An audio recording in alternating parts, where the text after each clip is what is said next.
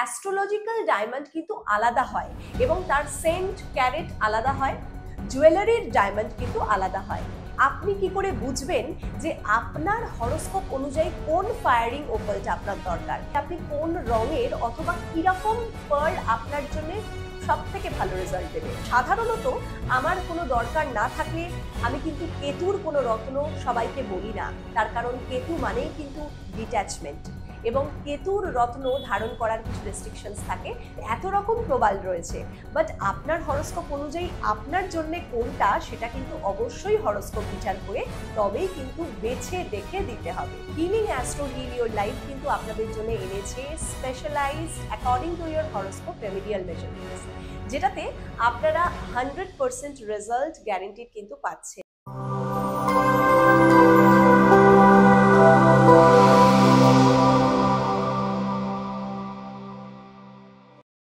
Astrologically আমরা যদি কথা বলি, আমাদের বেদ পুরাণ শাস্ত্রাজে কিন্তু নানা রকম রেমিডিয়াল মেজারমেন্টস মেনশন করা রয়েছে, যেগুলো আমরা as a remedy planetary positions গুলোকে ইম্প্রোভাইজ করার জন্য ইউজ করে থাকি।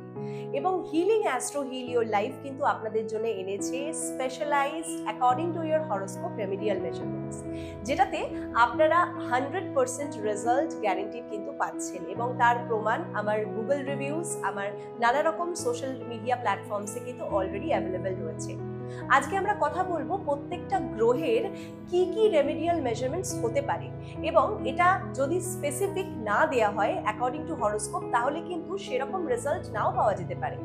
তো এটা নিয়ে আজকে আমাদের কিন্তু টপিক। আমরা শুরু করব সব থেকে প্রথমে বুধ গ্রহকে নিয়ে। বুধ আমরা অলরেডি ডিসকাস করেছি যে বুধ কাকে বলে এবং বুধ কি কি রেজাল্টস দেয়। বুধের জন্য আমরা স্পেশালি কিন্তু পান্নাকে ইউজ করা হয় as a gemstone remedial measurement. এই পান্নাটা সাধারণত কিন্তু জাম্বিয়া অথবা আফ্রিকান মাইন্সে পাওয়া যায়।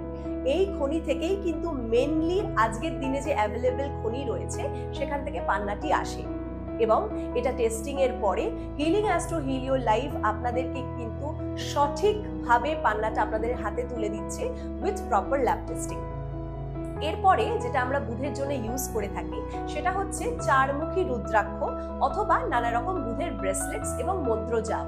এই চারমুখী রুদ্রাক্ষটা কিন্তু বুধের জন্য সব থেকে ভালো কাজ করে যারা পড়ুয়া বাচ্চারা রয়েছেন, যারা এডুকেশনের মধ্যে রয়েছেন, যারা পড়াশোনা করছেন অথবা যারা কলেজে পড়ছেন, চাকরির জন্য পড়ছেন।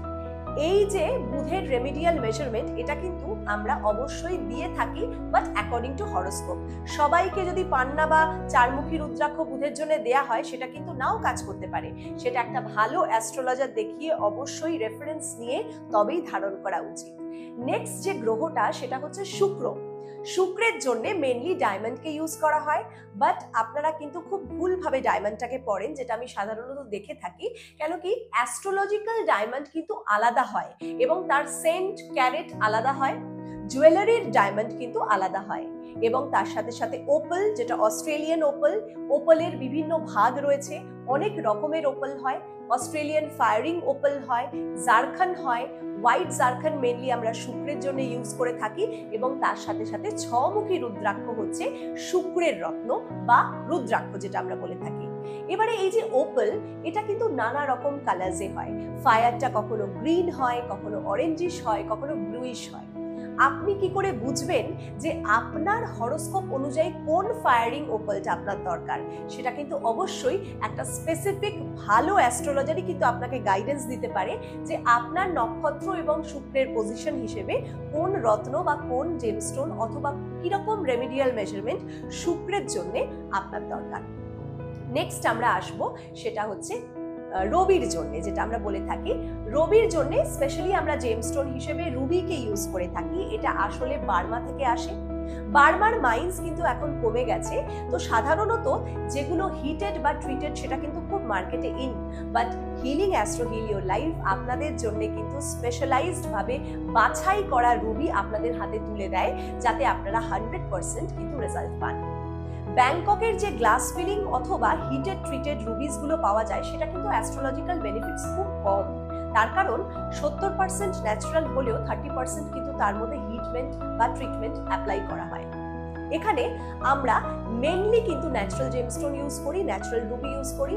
আফ্রিকান মাইন্ডসেট যে রুবিগুলো হয় সেটাও কিন্তু মোজাম্বিক অথবা যে কোনো রকম নিউ বার্মা বা ওল্ড বার্মা যেটাকেই বলা হয়, নানা রকম রুবি আছে। বাট চেষ্টা করি আমরা আপনাদেরকে অবশ্যই অ্যাকর্ডিং টু হরোস্কোপ গাইডেন্স দেওয়ার। রবির জন্য অল্টারনেটিভ হিসেবে একমুখী রুদ্রাক্ষ কিন্তু ইউজ করা হয়, এবং তার সাথে সাথে রবির জন্য নানা রকম মন্ত্র জাপ, তার সাথে সাথে যে কোনো গায়ত্রী মন্ত্রা, রবিকে জল দেয়া, এরকম নানা রকম রেমিডিয়াল মেজারমেন্টস কিন্তু রয়েছে শাস্ত্রা যে বলা। নেক্সট আমরা আসছি শনিদেব। শনি কিন্তু একটা ডিসিপ্লিনের কারক, যেটা আমি বলে থাকি। নীলা বা নীলি যেটাকে আমরা বলি, নীলামও বলি অনেক সময়, এই সবগুলোই কিন্তু শনির রত্ন। সব থেকে ভালো এবং ওয়ার্ল্ডের বেস্ট সুপ্রিম কোয়ালিটির নীলা বা নীলম কিন্তু শ্রীলঙ্কান নীলম, শ্রীলঙ্কান মাইন্স থেকে, যেটাকে সিলোনিস নীলম বলা হয়, ওয়ার্ল্ডের সব থেকে উচ্চতম মাইন্সের মধ্যে পড়ে। এবং সেই নীলম কিন্তু Healing Astro heal your life আপনাকে দেয়, এবং নানা রকম রেঞ্জের রয়েছে, নানা রকম কোয়ালিটিজে রয়েছে। তবে হ্যাঁ, নীলম কিন্তু সবাই পড়তে পারে না, এটার জন্য একটা অ্যাস্ট্রোলজিক্যাল অবশ্যই রেস্ট্রিকশনস রয়েছে, অবশ্যই ছক দেখানোর পরেই ডিসাইড করা যায়। এমেথিস্ট বা নীলি স্টোনটা কিন্তু অল্টারনেটিভ অফ নীলম, যারা নীলম করতে পারছেন না, কেন কি এই জাতীয় স্টোনগুলোও কিন্তু আমরা শনিদেবের জন্য ইউজ করে থাকি। এবং তার সাথে সাথে আমরা সাতমুখী রুদ্রাক্ষ, যেটা হচ্ছে শনিদেবের রত্ন বা রুদ্রাক্ষ, অল্টারনেটিভ হিসেবে ইউজ করে থাকি। এবং নানা রকম ক্রিস্টালস, শনিদেবের জন্য হনুমান চালিসা, শনিদেবকে নানা রকম ভাবে প্রসন্ন করার যে মন্ত্র জাপ, বীজ মন্ত্র জাপ, সেগুলোও কিন্তু Healing Astro heal your life আপনাদেরকে নিয়মিত গাইডেন্স দিয়ে যাচ্ছে। নেক্সট যে বৃহস্পতি গ্রহ, এর জন্য আমরা পোকরাজ রত্নটি ধারণ করার জন্য বলি। এবং এই পোকরাজ মানে ইয়েলো সাফায়ার, যেটার ইংলিশ নাম, এটাও কিন্তু সব থেকে উন্নত মানের শ্রীলঙ্কান মাইন্স অথবা সিলোনিস পোকরাজ বলে সবাই জানে। এবং সিলোনিস পোকরাজ হচ্ছে ওয়ার্ল্ডের সব থেকে উন্নত এবং সুপ্রিম কোয়ালিটির পোকরাজের মধ্যে একটা। বার্মা মাইন্সেরও পোকরাজ কিছু থাকে, কিন্তু সেটা অতটা ভালো কোয়ালিটির হয় না। এবং আপনাদের হাতে কিন্তু আমরা হিলিং অ্যাস্ট্রো হিল ইওর লাইফের তরফ থেকে তুলে দিয়ে থাকি সব থেকে উন্নত মানের, যেটা আপনার হরোস্কোপ অনুযায়ী অবশ্যই দরকার। চন্দ্র গ্রহের জন্য আমরা মুক্ত ইউজ করি, যেটাকে ন্যাচারাল পার্লস বলা হয়। ন্যাচারাল পার্লস অনেক রকমের হয়, সাউথ সি যেমন বার্মা হয়, এবং তার সাথে সাথে কালচারও কিছু হয়। এবং ন্যাচারাল পার্লসেরও কিন্তু অনেক রকম কালার শেড, অনেক রকম কম্পোজিশনস থাকে, এবং নানা রকম আলাদা আলাদা ওয়াটারে কিন্তু এটাকে কালেকশন করতে হয়। এবং এই যে পার্ল, এটা অবশ্যই ন্যাচারাল হতে হবে, সব থেকে ফার্স্ট কন্ডিশন, এবং অ্যাকর্ডিং টু হরোস্কোপ হতে হবে। আপনার ধরুন হরোস্কোপে একটা কোনো স্পেসিফিক কোনো কম্বিনেশন রয়েছে, যেমন বৃহস্পতি এবং চন্দ্রের কম্বিনেশন রয়েছে, এবং আপনি এলিজিবল। সব থেকে প্রথমে জেমস্টোন পড়ার জন্য তো আপনাকে এলিজিবল হতে হবে আপনার হরোস্কোপ অনুযায়ী। এবার ধরুন আপনি পার্ল পড়তে পারেন, বাট আপনাকে এটাও দেখতে হবে যে আপনি কোন রঙের অথবা কিরকম পার্ল আপনার জন্য সব থেকে ভালো রেজাল্ট দেবে।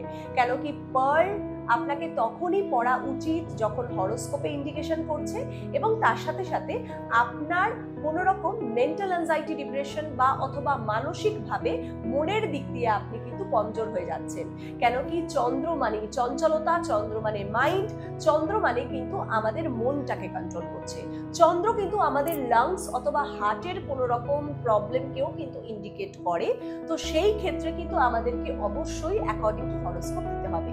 চন্দ্রের জন্য অল্টারনেটিভ হিসেবে কিন্তু আমরা রুদ্রাক্ষকেও ইউজ করে থাকি। চন্দ্রের জন্য যে রুদ্রাক্ষ, সেটা হচ্ছে দুমুখী রুদ্রাক্ষ। যারা জেমস্টোন পড়ার জন্য এলিজিবল হন না বা পড়তে পারেন না, তাদের জন্য আমরা রেকটিফিকেশনের জন্য দুমুখী রুদ্রাক্ষ কিন্তু ইউজ করে থাকি। এবং বাস্তুযন্ত্রের জন্য আমি আলাদা ভিডিও বানিয়েছি, আপনারা পারলে সেটা অবশ্যই দেখে নেবেন। নেক্সট যে গ্রহ, সেটা হচ্ছে মঙ্গল। মঙ্গলের কি স্পেসিফিকেশন সেগুলো আমরা অলরেডি ডিসকাস করেছি, বাট মঙ্গলের রেকটিফিকেশনের জন্য যেটা আমরা জেমস্টোন হিসেবে ইউজ করে থাকি, সেটা হচ্ছে প্রবাল। প্রবাল মানে হচ্ছে রেড কোরাল। রেড কোরাল কিন্তু সমুদ্রের তলায় একটা লাঠির মতন জিনিস থাকে লাল কালারের, সেখান থেকে কিন্তু পাওয়া যায়, এবং এর যে কেমিক্যাল কম্পোজিশন সেটা আমরা রেকটিফিকেশন অফ মার্সের জন্য ইউজ করে থাকি। মঙ্গল যেটা হচ্ছে লাল কালারের গ্রহ, এবং সেটা রত্ন কিন্তু লাল। বাট রত্ন যখন আমরা রেড কোরাল নিয়ে আলোচনা করছি, রেড কোরাল কিন্তু অনেক শেডের হয়, যেটা অনেকে জানেন না। অরেঞ্জিশ হয়, রেডিশ হয়, অক্সি ব্লাড কালারের হয়, একদম ডার্ক লাল হয় এবং তার সাথে সাথে সাদা প্রবালও হয়। তাহলে এত রকম প্রবাল রয়েছে, বাট আপনার হরোস্কোপ অনুযায়ী আপনার জন্য কোনটা সেটা কিন্তু অবশ্যই হরোস্কোপ বিচার করে তবেই কিন্তু বেছে দেখে দিতে হবে। তারপরে আমরা আসছি কেতু এবং রাহুতে আসবো। কেতুর জন্য আমরা ক্যাটসআই ইউজ করে থাকি, বাট সাধারণত আমার কোনো দরকার না থাকলে আমি কিন্তু কেতুর কোনো রত্ন সবাইকে বলি না। তার কারণ কেতু মানেই কিন্তু ডিট্যাচমেন্ট, এবং কেতুর রত্ন ধারণ করার কিছু রেস্ট্রিকশনস থাকে। কেতুর জন্য সাধারণত আমরা ক্যাটসআই ইউজ করে থাকি। তারপরে আসছে রাহু। রাহুর জন্য আমরা গোমেদ ইউজ করি। রাহু হচ্ছে একটা অবসেশন এবং ইলিউশনের কারক। রাহুর রত্নও কিন্তু রেস্ট্রিকশনস রয়েছে, সবাই পড়া যায় না, সবাইকে আমরা দেই না। রাহুর জন্য যখন গোমেদ করা হয় প্রেফার, গোমেদ কিন্তু অনেক রকমের হয়। এটা ইন্ডিয়ান মাইন্সের অনেক রকম গোমেদ হয় এবং তার সাথে সাথে আফ্রিকান মাইন্সের একটা ডিপ ডার্ক কালারের গোমেদ হয় যেটা ন্যাচারাল, এবং সব থেকে উন্নত মানের কিন্তু সিলনিস মাইনের সিলনিস গোমেদ, এটা সব থেকে ভালো হয়। তো এই হচ্ছে আমাদের astrological remedies from Healing Astro heal your life. এবং আপনারা যারা যারা মনে করছেন যে আপনারা কাউকে দেখিয়েছেন অথবা দেখাননি, দেখাতে চান, তারা অবশ্যই হিলিং অ্যাস্ট্রো হিল ইওর লাইফে যোগাযোগ করতে পারেন। আমি অ্যাস্ট্রোলজার সুপর্ণা, বাস্তু কনসালটেন্ট, নিউমারোলজিস্ট এবং জেমোলজিস্ট। আমার এই হিলিং অ্যাস্ট্রো হিল ইওর লাইফে আপনারা কিন্তু অনেক রকমের রেকটিফিকেশন অবশ্যই পাচ্ছেন, এবং তার সাথে সাথে আপনারা ল্যাব সার্টিফাইড জেমস্টোন রুদ্রাক্ষ এবং নানা রকম বাস্তু ইয়ান্ত্রাস কিন্তু রয়েছে, যেটা আপনার বেনিফিশিয়াল, যেটা আপনার জন্যই দরকার, সেটাই কিন্তু এখানে দেখে দেওয়া হয়। Thank you so much. ভিডিওটা ভালো লাগলে আপনারা অবশ্যই সাবস্ক্রাইব করবেন, ভিডিওটাকে লাইক করবেন, ফেসবুক থেকে দেখলে আপনারা ফলো করে রাখবেন। Thank you so much.